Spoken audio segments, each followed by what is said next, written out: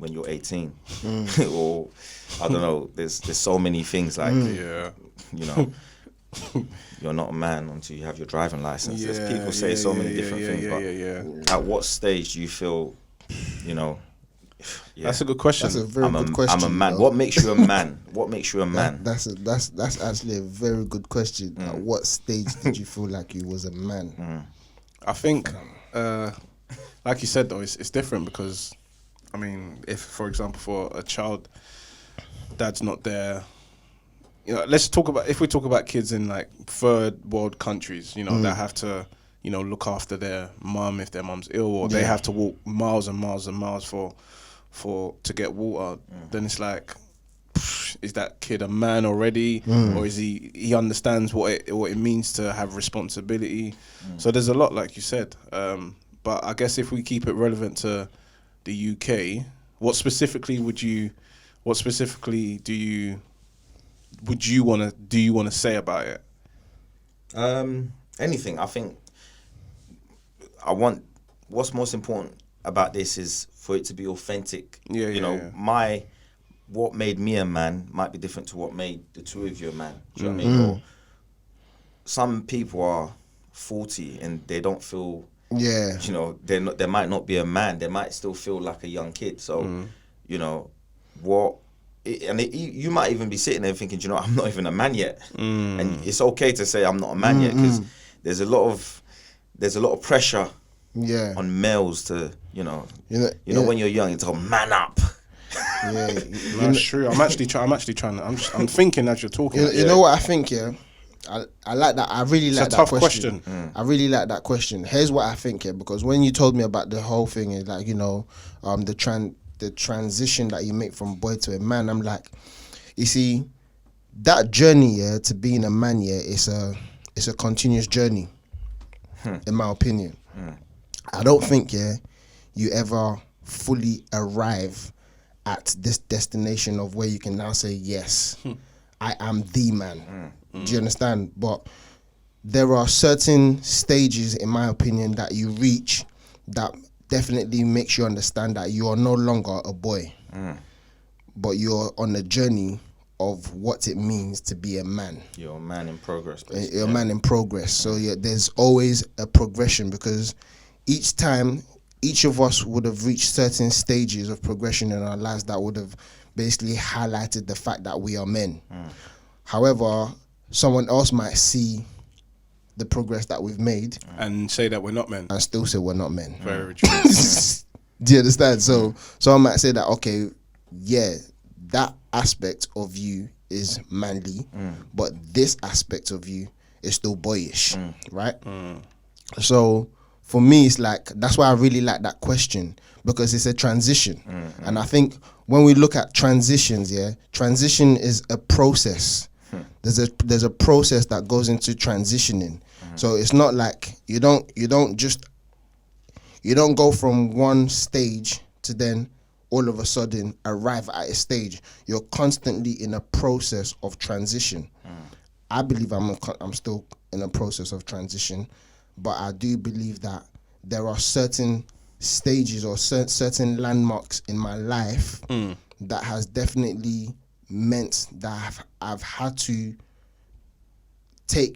I've had to be quote unquote manly. I've had to be like, okay, right, this must be, because I wasn't doing this as a boy. Do you understand? So like, now I have to think of it in a manly perspective, and that's a hard thing. And I think I see it with a lot of guys. Do you understand? A lot of guys, we're all going through this process, right? And you get so many people, like you said, some people will be looking and be like, okay, you're not a man yet. But then it's like, so we're talking about like society's expectation. There you go. Yeah, Society's expectation, because society has placed to us like what a man is. Now, obviously, yes, there are certain things. There are certain things, you know, responsibility, having a job, working. Do you understand? But like you said, you know, there's people in Africa or South America, all of these people that are like 12, 13 years of age that have been working and providing for their families and have those responsibilities that a man that is in his 40s is having in this country, and he only just started having those responsibilities in his mid-20s. But a 12, 13-year-old in South America or in Africa has been doing that since they were 12. So how do you understand? So you, but so age won't be a factor of becoming a man or turning 18. No, you can't say I'm a man now 'cause I'm 18. You can't. I don't think you can say that because I don't imagine turning 18 and then you just wake up, you say, I definitely, I definitely was not a man at 18. No, of course. No, not. I wasn't a man at 18. I could even go as far as saying that I still didn't understand the concept of being a man at 21. Do you understand? Although, do you know what? Listen, I love the honesty, man. I love it. Yeah, I still didn't understand that concept. But a lot of people that have come across me at that stage in my life would have probably said I'm more manly than most other 21-year-olds. Yeah. But in myself, I knew I wasn't, because there were things that I was doing that I knew was not manly.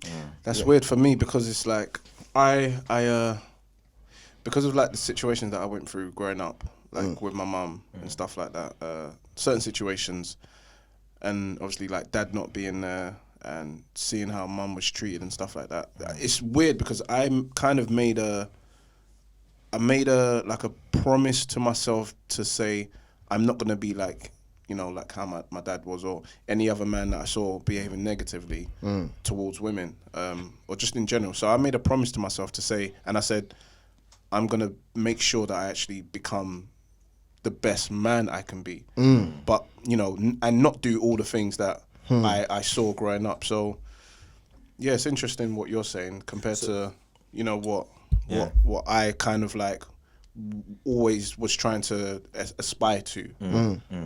So would you say, I know you mentioned obviously not having your dad there, would you say not having your dad there, you had to, because there was no example of that male figure, you had to make it out yourself of, do you know what, this is what it means, or this is when I'm a man, or this is, do you know what I mean? I think for me, it was my uncle actually, that passed a few years back. He, my mum's brother, and he was the closest person I could say I looked up to as because it weren't just the fact that he was my uncle. It was it was what I saw him do. Waking up crazy hours to go, to go to work. Walking distance to get to work, walking back with shopping for us and my cousins. It's like, damn, like, and you could see, this man is working hard, he's tired. It's like, so I'm just looking at him and I'm just thinking like, wow, like, to me, that was a man. You understand? That was what I saw as a man, after, not seeing my dad, actually, my dad anymore. That's the next person that I saw as a man. But, I mean, my dad not being there having an effect on me, it's weird because some would maybe if I saw not psychiatrist, someone who someone you go to, I can't remember. Therapist. Sorry, yeah. If they would be able to unpack certain things. Yeah. But for me personally, I don't see how I've been affected negatively about it. Apart from obviously seeing the negative things that I saw, I haven't reacted or done certain things. So would you say not having a dad there's also been a positive side of it where you became a man, or you took on the responsibilities very quickly? Yeah, definitely. Yeah. So it's very, very, very different for a lot of people. And I mean, I'll tell you one kid, a girl that I used to work with, I won't say her name, but she just always causing trouble in school, causing trouble every day.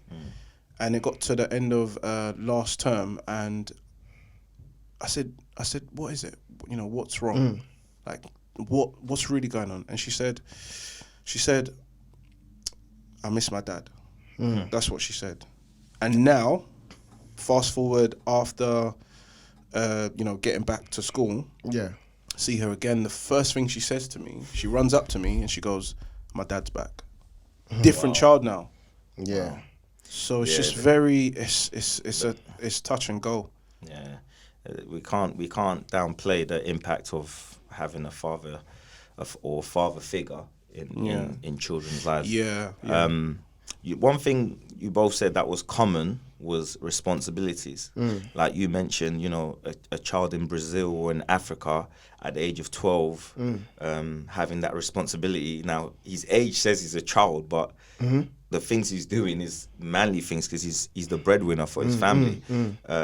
You spoke about being responsible or taking up a man's role, seeing your uncle going out there and working. So, although we do say age is not a factor, which I agree, but would we say responsibility is a major, not the only factor, but a major factor in becoming a man?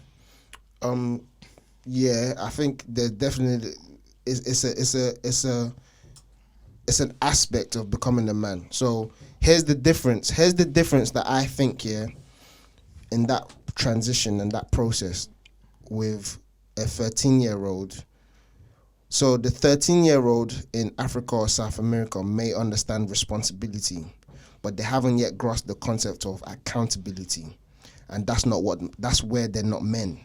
Because they don't understand when something goes wrong. They can't fully take accountability of that because they still understand that I'm a child. This can't fully be my fault. Right? Some of them may, or some of them will always look at it like, why am I the one who's taking responsibility of this? And do you understand? Yeah, okay, That's so if they're looking after their siblings, for example, they know it wasn't them that brought those children to life. So they're happy to take responsibility of their siblings, but to take accountability if something goes wrong for them, it's like, I mean, why am I taking accountability of this? Because for example, if that child was to, the pressure of it just got too much for him or her and just said, I can't do this, I'm going to run away.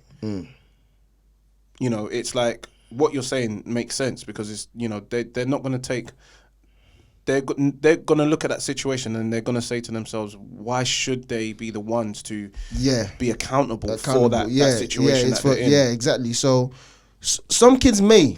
It's not that some of them, all of them wouldn't, but it's that what you mentioned something about therapists, they're not able to unpack that and understand that.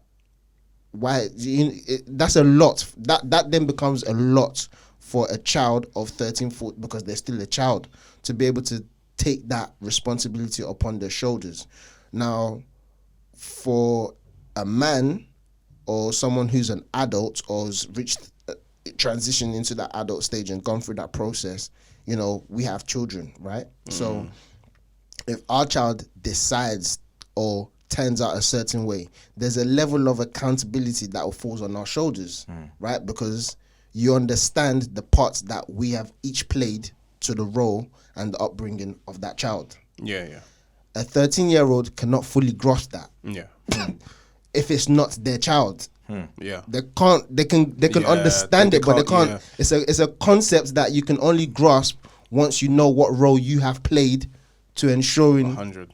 That has been 100%. Yeah, you can't. So you can talk to a 13-year-old and be like, "Yeah, I get it," and they'll tell you they get it and they can get it, but until they have something that is theirs, maybe it could be something simple as they built something. Yeah, let's say they built something, or they made something, and they made food.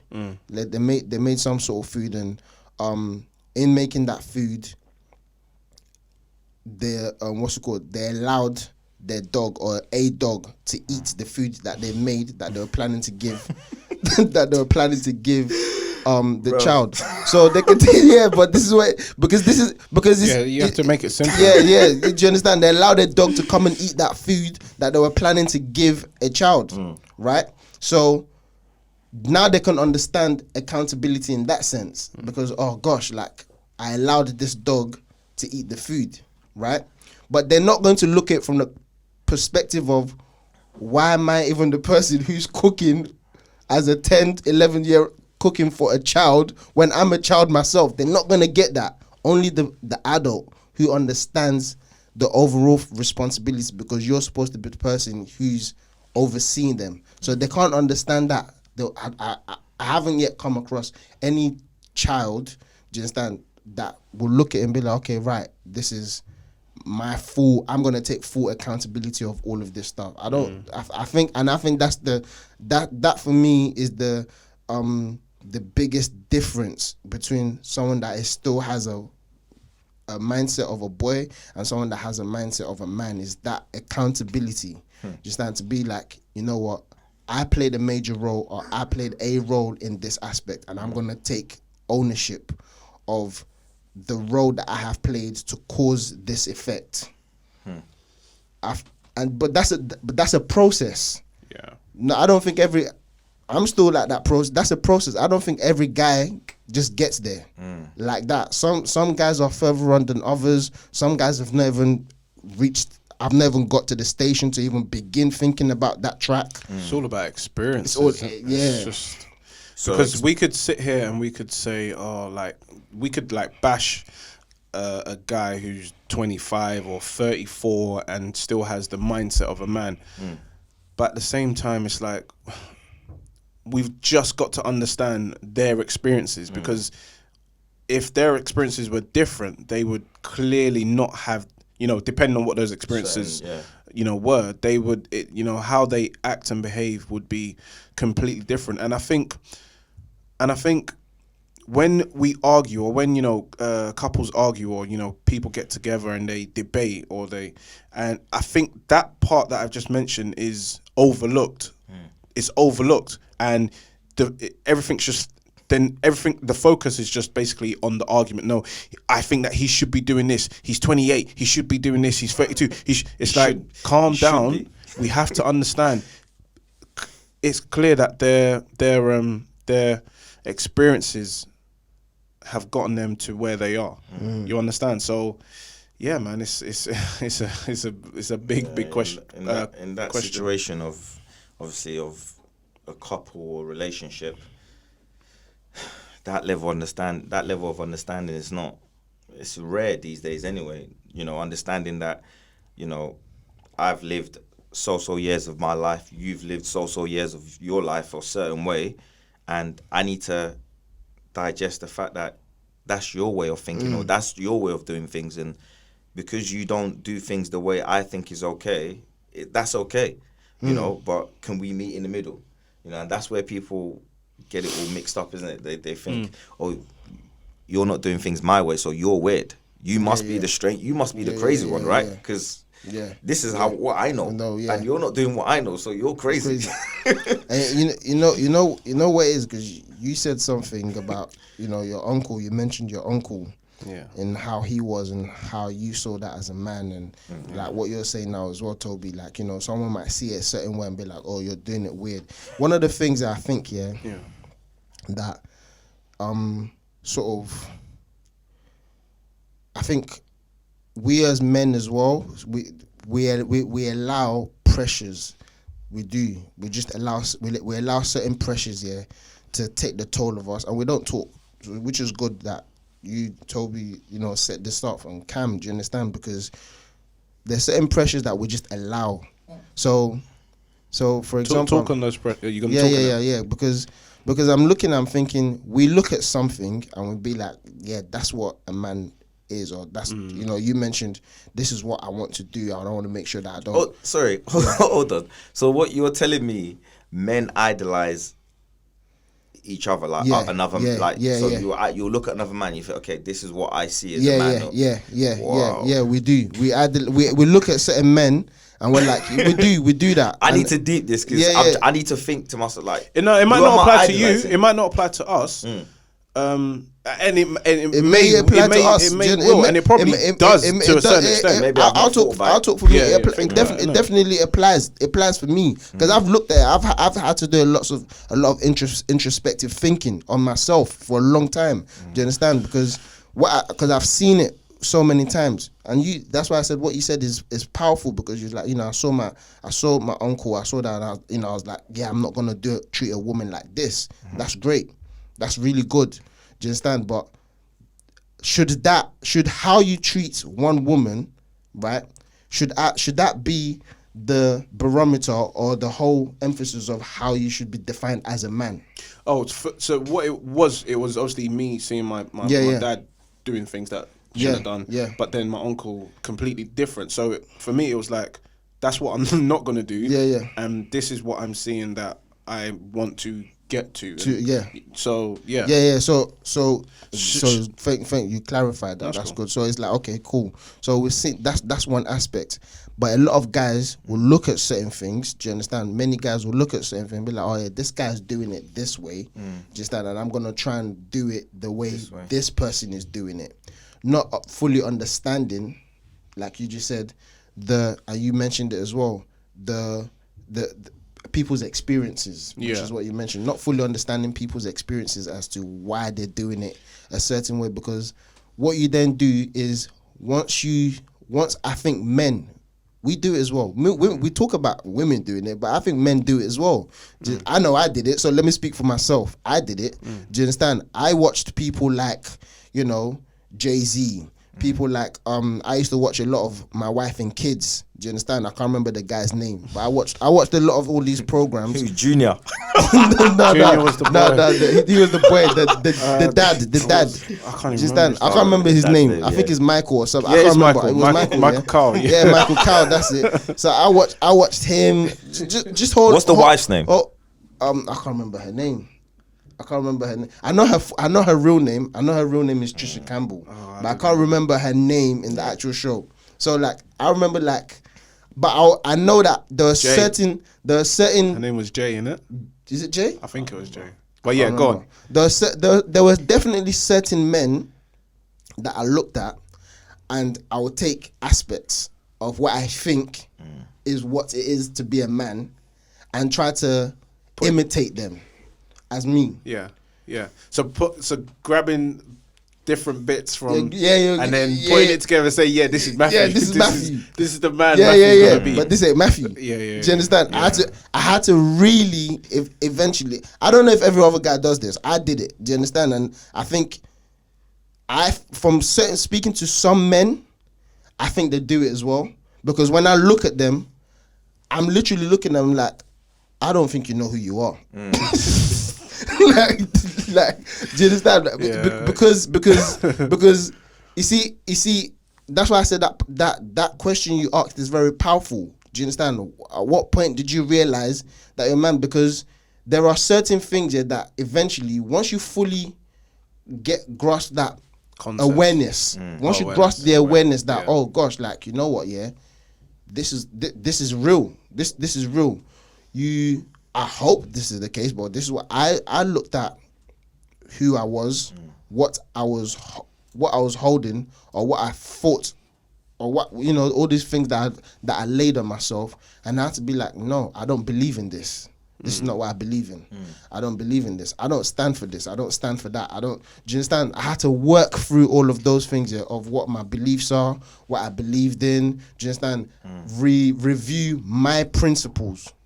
Not the principles of what I've else, seen, or what but my principles. I had to work that out for myself. But this is what I'm saying. So are your how do you know your own principles? Great. How's your principles not based on somebody else's principles? Great.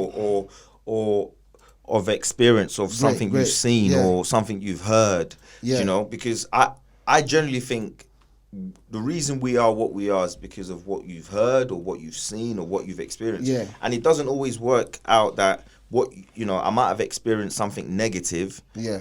That means I'm going to do something negative. Sometimes it works the other way. I might have experienced something negative and then go, do you know what?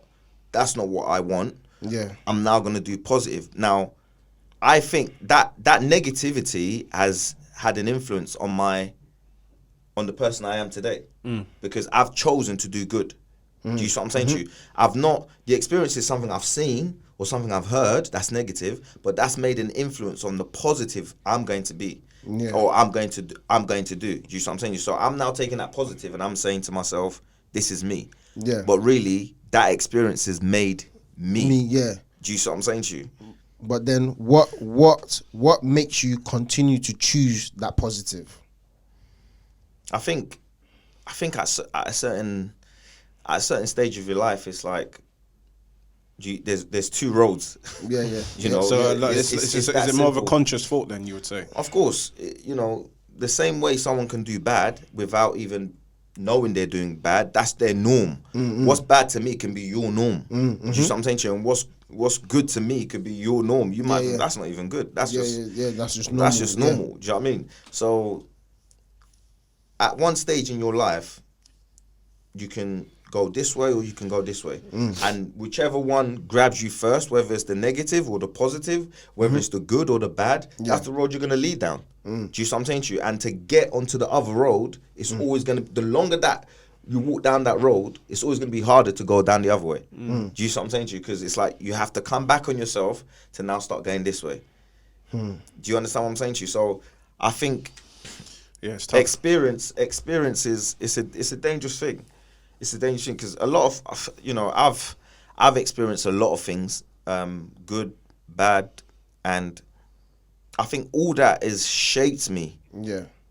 As the person I am. There was you know, like you said, there was a time I used to idolize all these like Jay-Z, 50 Cent, you know, like because I saw that they had big chains and bear drip, you know, they weren't even dripping, they were splashing. You know what I mean? It's you know what I mean? They had everything, and that was my thing. Like that's what I wanted to be. That was my thing. So obviously, it comes a stage where I come away from that and I start thinking clearly myself. Yeah. Like, but if I can't point a finger at when I exactly started thinking with my own mind, thinking, oh, hang on a minute, that's all rubbish. Like, what's that?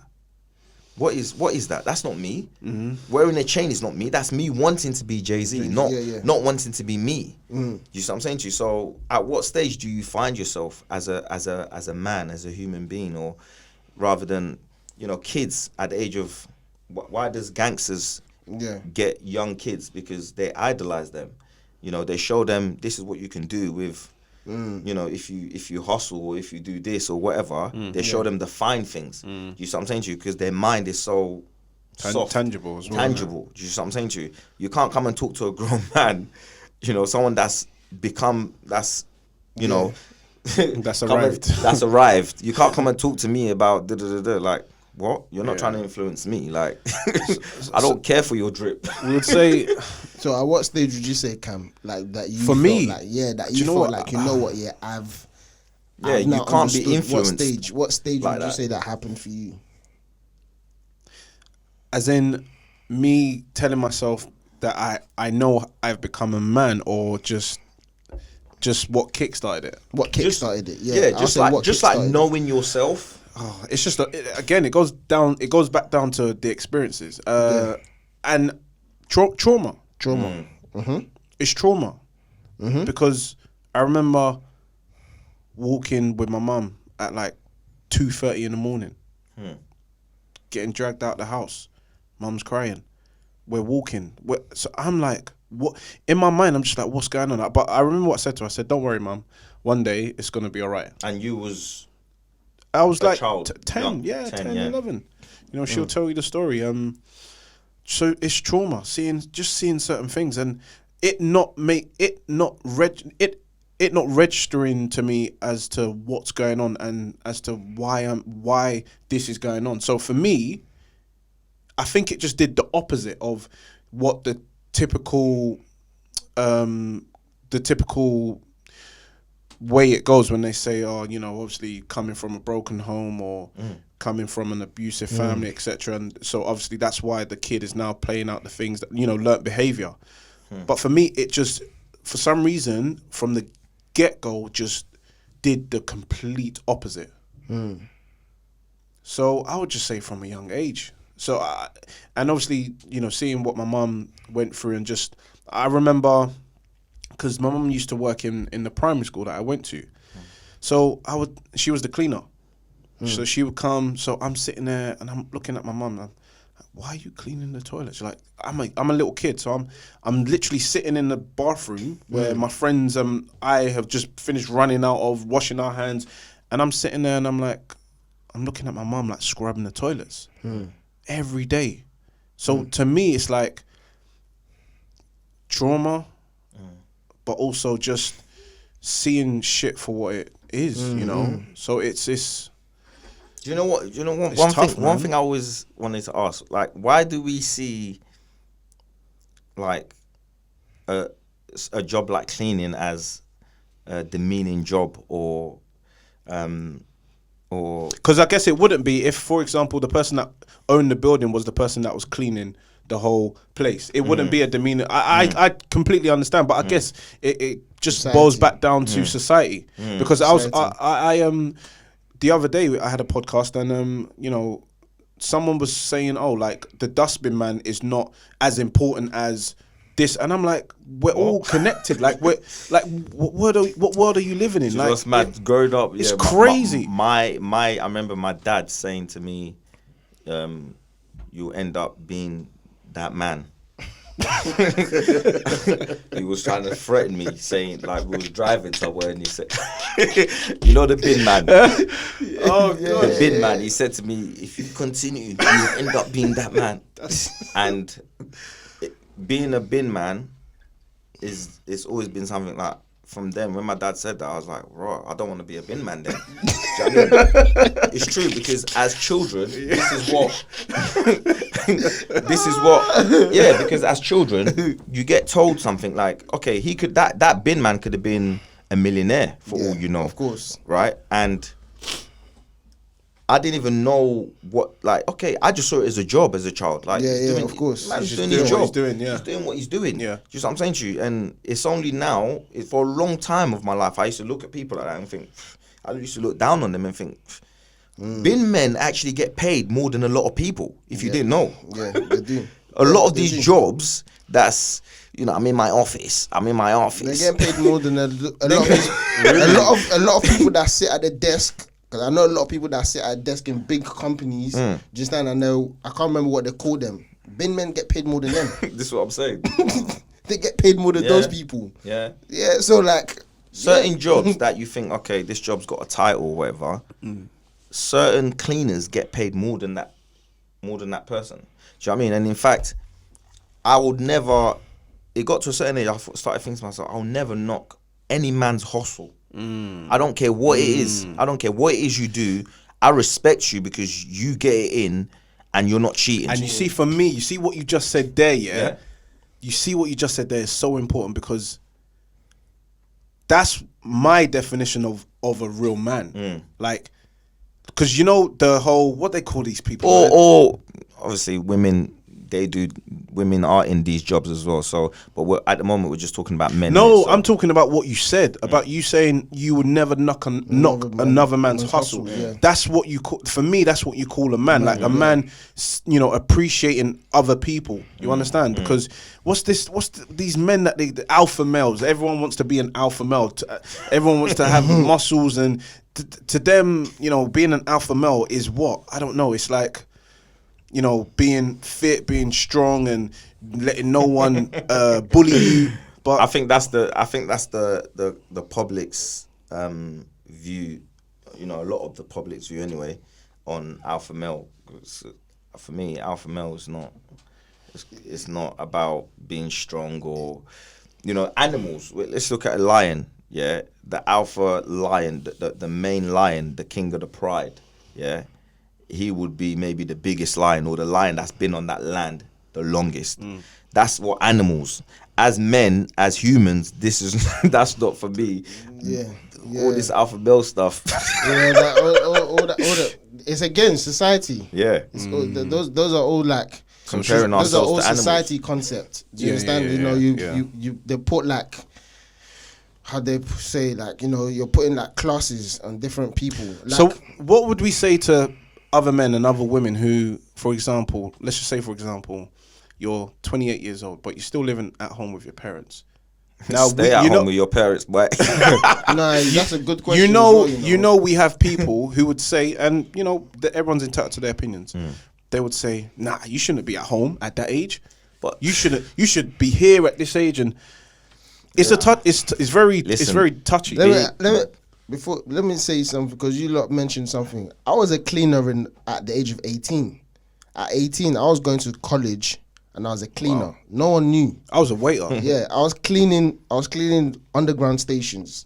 This is what I was cleaning. I was cleaning underground station. Yeah, asbestos. Yep. I was doing all of that. Yeah, and this was because this was when I knew what it took for men to be men at 18. Right. I had to be in college for lecture for 8:30, but I was finishing work at 3:00. In the morning. 3 o'clock in the morning. Right? I was finishing. No wonder you were sleeping in class. Yeah, you remember I used to sleep in class. This guy used to come to college. He's so chilled out like this.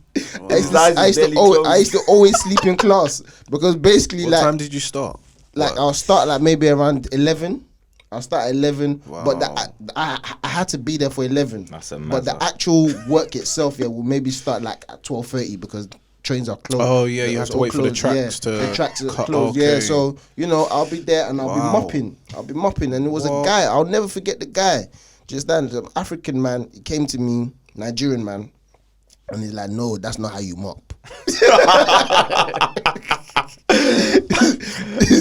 God! This is how you mop, and he was showing me how to mop.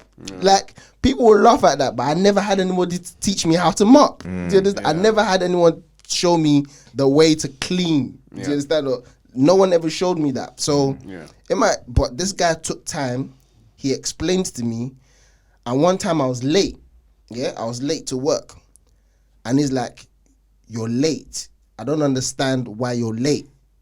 I learned in that moment, a valuable lesson about just how to conduct yourself anywhere. Yeah, regardless of the role. And I was 18. Yeah. On top of that, I was earning £40 an hour. This is what I was earning as a cleaner. Wow. At 18, I was earning £40 an hour. This was then. Oh, now I know why you woke up.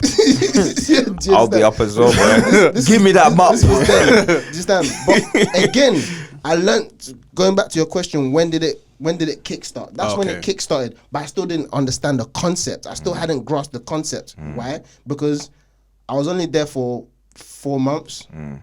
But because I was always sleeping in class, and I didn't want any of my friends at the time. I didn't tell nobody that I was a cleaner. I didn't tell nobody because I looked at it the same way Toby was talking about. Like, I don't want no one to look at me, even though I was bringing in a lot of money. Yeah. Do you understand? Even though I was bringing in money, but because I thought society is gonna say, "Oh, you're a cleaner." Do you understand? But when I hear people now, they're like, "I'm on £10 an hour." I'm like, "Raw, I was cleaning on £40 an hour, bro." I was cleaning on £40 an hour. So it's almost like a shame, isn't it? It's like a shame to if you to say you're a dustbin man or you're a cleaner. It's demeaning, isn't it? That's the way they look at it. They look at you less of a human being. Like, you're a cleaner. Okay. Yeah. I'm in an office. I wear a shirt and a tie. Yeah. Okay. Okay. And the society tells you, if you see someone in a shirt and tie, you respect that person. Yeah. That's what I'm saying. You know what? And this is why I say it. See where it is. Us men put so much pressure on ourselves, because I had a lot of guys. They won't admit this, but I've seen so many guys are doing things. For the wrong reasons, and that's the reason why they don't transition into what Toby's saying, into that manly thing. They're doing it for the wrong reasons. I can't speak for all men, but there's some men that are doing things because they're trying to impress women. Or their peers. Right? Because I remember me walking with a girl one time, and she said, "Oh yeah, I don't want to date this guy, a certain type of guy anymore. I want to date a guy that works in the city." And I looked at her like, "What are you talking about?" I mean, that's great that you have that aspiration, but for you to just section what a man looks like, what a man is, by putting him into someone that just works in the city, you're missing a whole trick. But when some women are saying this to men, some men take that on board and try to be that man from the city. This is when the lying starts. This is when that's where it all starts. Fake facade starts. Mad. It's when it all starts. That's where it all starts, because now it's like the guy is now forgotten who he is, what he stands for, and he's doing everything to please what he believes a woman's expectation of a man should be. That's crazy, man. I've always been a person of like, you either take me as I am or like I'm not wasting any time on you because of what you've experienced. What we've experienced is different. Yep. I mean, listen, I wasn't born here, so I'm about to take a deep sigh, bro. Yeah, do you know what? Every time I remind myself where I'm from, and that always keeps me grounded. That keeps me forever grounded. I don't care. You see, if I've got grands in my pocket, in my account, nobody would know. If I've got 10p in my account, nobody would know. Because there's no different in my character. There can't be any, like, these things can't change me. Or wearing a shirt and a tie can't make me anything. You know, I'm a hustler. You know what I'm saying to you? Like everything. Toby, you are everything for me, bro. Is cash. You know what I'm saying to you? I see cash. I don't care the job. I don't care what title. I don't care for titles. You know what I'm saying to you? Cash, straight cash. How much can it pay me? How much can it pay me? That's all I need to know. I don't care. Yeah, it's good. Give me the job. That's it. You know what I'm saying to you? So, like, for me, I've never been one to, you know, you're this, you know, I don't really get gassed on like titles. Oh, you do this. Oh, rah. I'm my own person. I've always understood that. Do you know what I'm saying to you? Like, I think the one time it kind of broke down for me though was, obviously I'm not with my son's mum. Toby can even account for this as well, because obviously I actually stayed at your house, like two different houses you were at, Forest Hill, I believe, and also Peckham. You know, he adopted me. But the one time I think it broke down for me, because in my world, it's crazy, because everything that I spoke about earlier, about not doing the things that I saw, you know, my dad do, etc. I didn't do anything negative, like physically. But for me, it was always about making sure I get to that stage, and you know, I have my son, I have my wife, etc. But was that like sorry to cut you? Was that like your? That was in my. You've arrived like a family sort of thing. It wasn't me. It wasn't a thought process to say that when I get there, that is my that's my point of saying I'm a man now. That was just always a goal anyway. But I think for me, it was that as well at the same time, because my dad went there. So, you know, me breaking up with my son's mum, and I would never call her my baby mother. I was calling my son's mum. You know, that's what she is. Me breaking up with her and seeing all of that break down and fall apart was the most depressing time in my life. Because now it was like everything that I thought that I was going to be, and everything that I believed and I knew that I was going to be. So in terms of, you know, my dad not being there, but now it was like, this means I'm not going to be there for my son. Not in that way as in like just disappear, but I'm not going to be, you know, in the house. You know what I mean? So that's when everything broke down for me. So I went through a lot of depression, a lot of depression. And in my mind, in my world, I was saying, just so similar to what you were saying about you didn't want anyone to know about the job that you were doing because how it looked. Now in my world, how that looked for me was you failed. You failed. So no one's gonna count you as a man because you failed. You understand? So I think it's crazy. I think it's crazy because that's powerful. You know? So it's very powerful. Touching on that, like obviously my mum here is actually my auntie. So I've never actually grown up with my real mum and dad. So my mother here and my dad here is like actually my auntie, like my mum's sister, and her husband is who I call dad.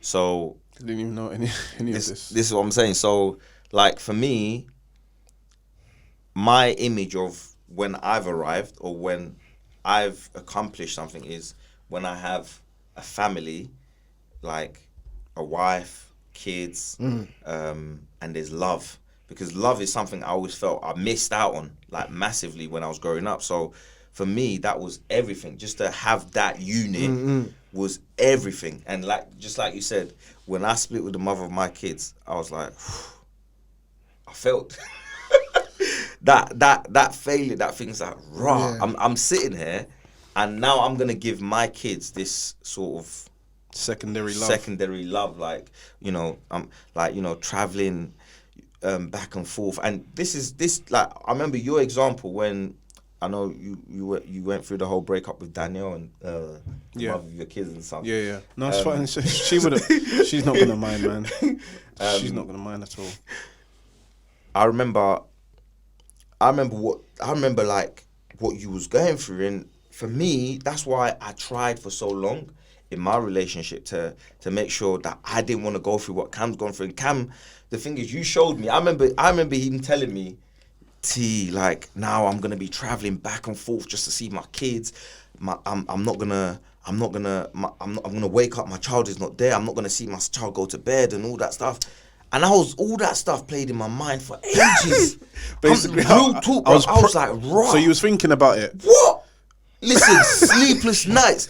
You know the time I'm like, nah, I'm taking my shit. I'm leaving. That's it. I'm done. Then I think about my kids. I'm like, shit, I ain't going nowhere.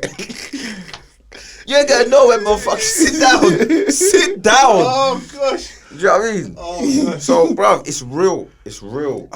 You know what? And this is God. It's good, yeah, that you both share this. No, you know why it's so good, yeah? Because I always tell women, yeah, I say to them, because I've had women tell me guys don't love hard. I'm like, no, that's wrong. This means guys love just as hard as you women love. Do you understand? But what it is that you're not taking the time to understand the man's experience.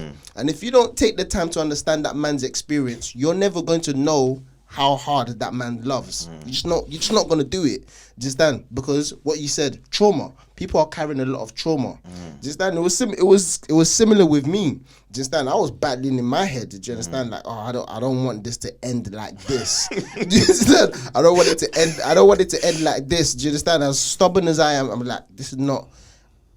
I'm like, damn, like, why did I do this? Because this is not how I wanted it to end. And I remember me crying, like literally crying. And she's looking at me crying, but I don't think she understood why I was crying. I think she thought I'm crying because I'm in love with her. Okay. And I'm like, I'm crying because this isn't how you wanted it to be. This is not how I want it to be. And my child is going to now experience something that I went through. And I don't want her to feel this because I know how that feeling is. That's heartbreaking, bro. Do you understand? And I'm like, this is painful. Listen, this is just bringing back memories. I don't think you understand. I've only just gotten over this. My son's 10. Yeah. So I split when he was about 4. Wow. 4, about 4. I've only like gotten over this, and I'm talking about late last year, early this year. Only like I'm good. It's not easy. Healing takes time. 100%. It's not easy. It breaks your. I remember the first night when I was actually away from my family, and I couldn't sleep because my normal routine. Go and check on my daughter. There's no one there, bro. Like. It was just me and the pillow. It's like, bro, this is strange. This is strange, yeah. Waking up, like, they wake me up. Yeah. Now I have to wake up myself. I need to start setting alarms, Yeah. And that was just the strangest feeling ever. But I would say this. There's a the complex of us men ourselves, telling ourselves that we're not even men, let alone society or the other pressure. Men or other women telling you're not a man, and it's like, you don't even know me, you don't know what I've been through. You don't know. You understand? Come and tell me I'm not. That's what. Yeah, you don't know. Do you know what though? But do you know what? It's put me in a position today where I'm like, do you know the people that think that we're not ready for them? No. You're not ready for me. You understand? You. I said no. And I'm not saying, I'm not talking about just women, but men and women, not men and women in terms of like holding conversations or I've realized now where you guys think that I'm not ready for you guys because I don't have this or I don't have that. No, you guys, you're not ready for me. Yeah, because once you've arrived at a place, because what I'm getting from this is it fair to say men are arriving or transitioning from a boy through trauma? Trauma is what's causing man. That's a good point. Is that a fair statement? Ooh, that's a good point. Because what do most people and what most men try to aspire to? Most young boys, the guy that's got the flashy car, the guy that's going to the gym, the guy that's got the most money. And that's what they try to aspire to. And everything is always glitz and glam and looking nice and your hair this and all of that stuff. But that's all nice stuff. That's a good point that you're making. Some men believe they're men because they've achieved a certain amount of financial success or whatever. Some men believe they're men, they've arrived now because they have a family. Do you see what I'm saying to you? It's different for certain people, do you know what I mean? But I suppose as a man, your experiences growing up will shape you on what your vision is arriving as a man, or I'm now a man. Do you see what I'm saying to you? I think it's hard for men because I think for a man, you're always chasing something. I don't think, like you said before, I don't think it ever stops where you say, okay, I've done it. I think once you achieve something as a man, there's something else you chase. I think it's just in our nature. Your initial thing might be, I've got this dream of having like a family or whatever. Once you got that family, you start chasing something else, and then once you got that something else, you start thinking of something else. You start chasing something else, So I think it's constant, why is evolving. Why? I don't know what we're chasing. Why is that? Why is it that we? Because this is the part that is. So why is that the case? Is what I'm trying to understand. We're constantly chasing. Why we always constantly we need chasing. We need to be engaged. Engaged with what? Our minds. Our minds need to be engaged with something. Okay. We never just like there needs sit to back be something. And just... Yeah, there needs to be something you're thinking about. There needs to be something you're working towards. Do you see what I'm saying to you? Because if you wake up and you're just there and you're just like... But I agree with you. I agree with you because saying? I watched Bad Boys 2 and the chief of the police department, he sat Will down and he said, like, you be on the horse and, if you're not basically in control of the horse, the horse is basically just going to run you, wild. So, but before you started the conversation, he asked him, where are you going? He said, where are you going? Because basically he was trying to go after the guy that shot him. So the chief sat him down and said, where are you going? And he didn't understand the question. He said, what do you mean?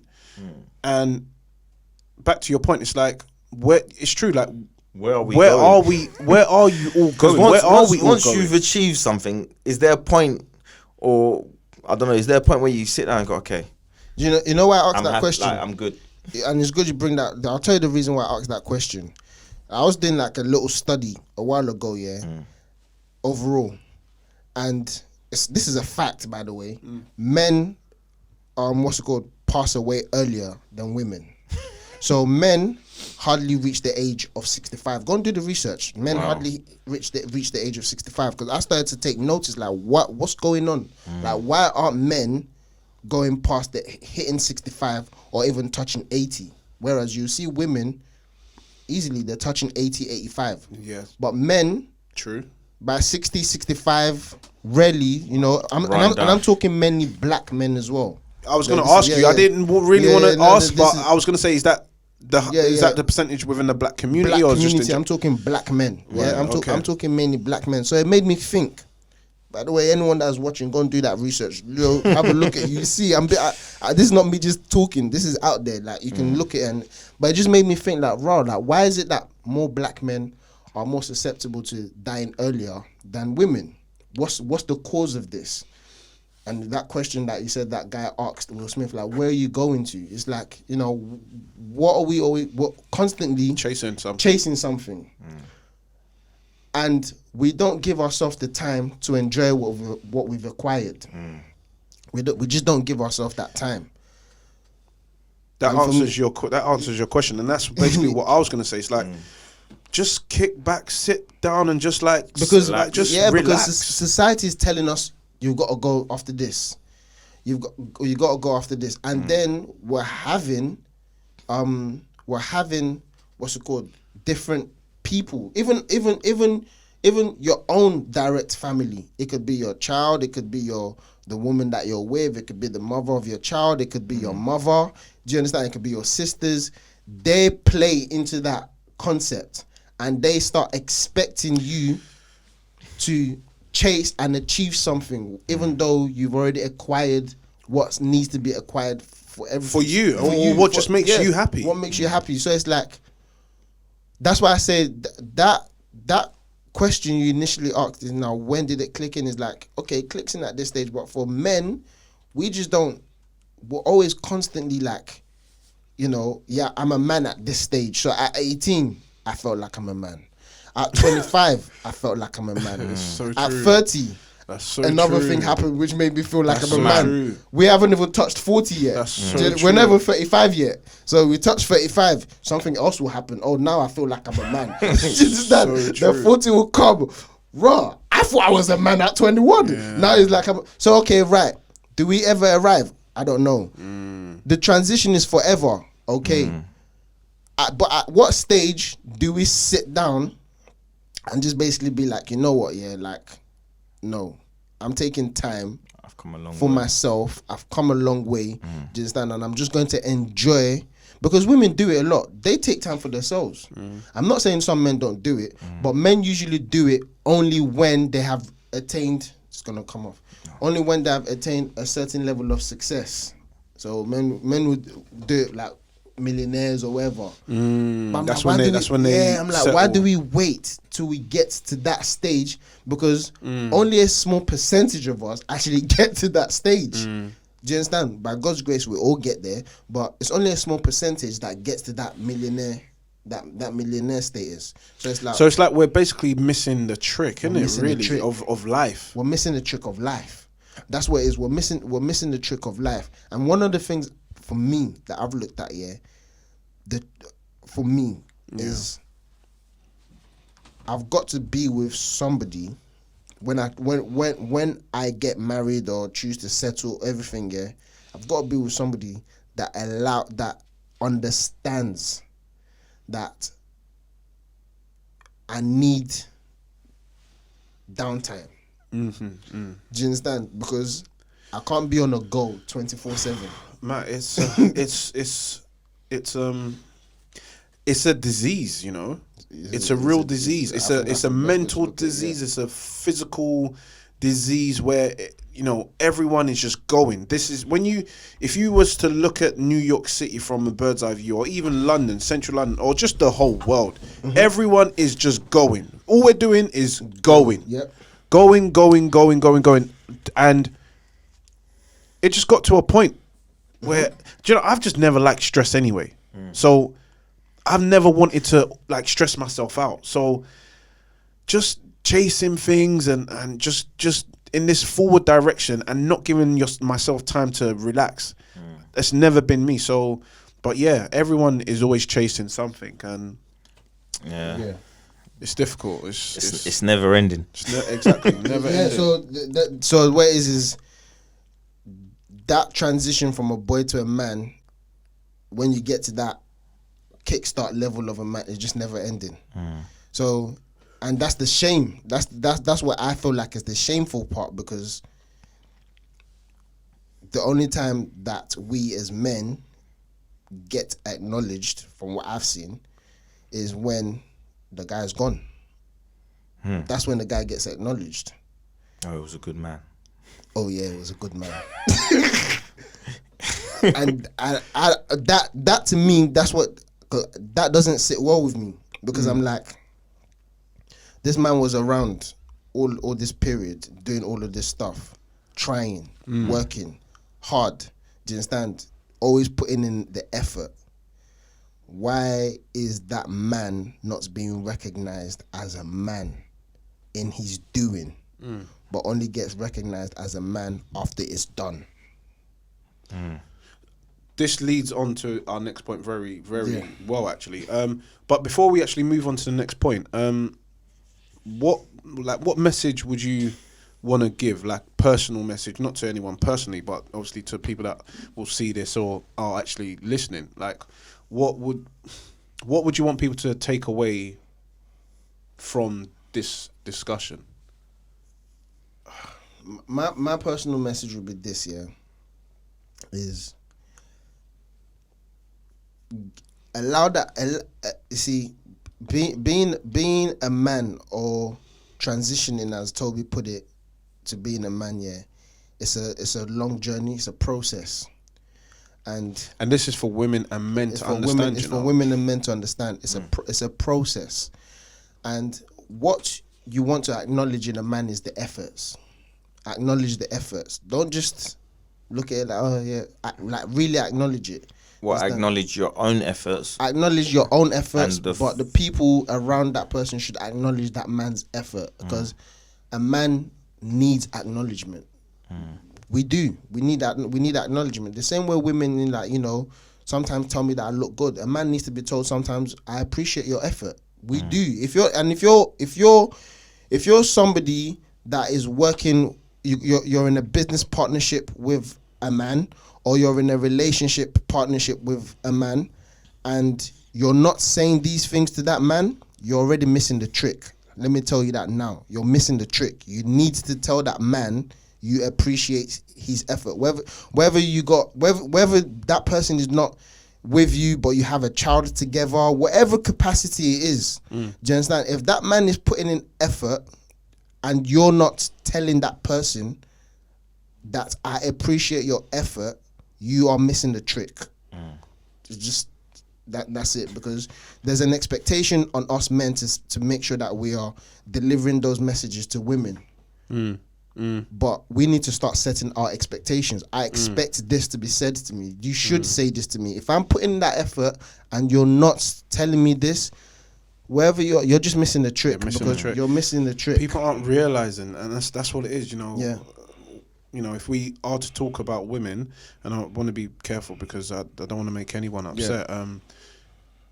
They're not realizing how important that is for a man. And we're not saying that we need you, although we are kind of saying, but we're not saying, oh, like, tell us, you have to. It's more like that's what makes us. Do you know what? That is actually what makes us love you more. But do you think when you show that you actually do appreciate us, or who I am and what I do, but at the same time, what I was going to say while you was talking, Matthew, is before we get into relationships, because that's the next point, but before we actually get into a relationship with someone, men and women, we need to know what we're willing to accept and what we're willing to give. You understand? Like, if you know that you want a man that needs to call you 5 times a day, for example, or needs to do whatever for you, for example, that's what you have to go and that's what you have to get.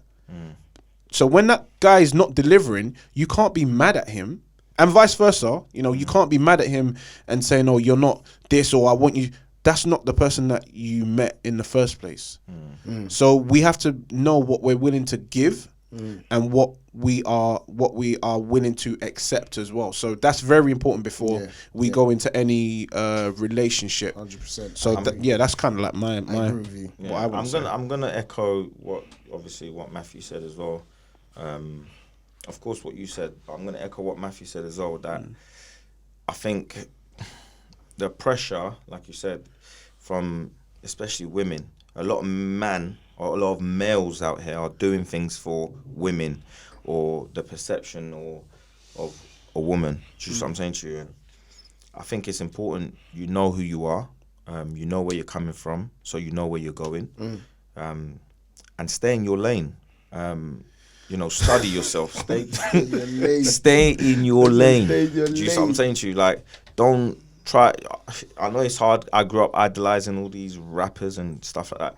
Like, try and stay in your lane and don't idolize nobody. Make your own person. Make yourself who you are. Know what's right. Know what's wrong. Do you see what I'm saying to you? Because sometimes you're chasing something you don't even know what it's for. You don't know what you're chasing. Yeah. Even as the adults we are now, we're forever chasing. Still chasing. So just stay in your lane, man.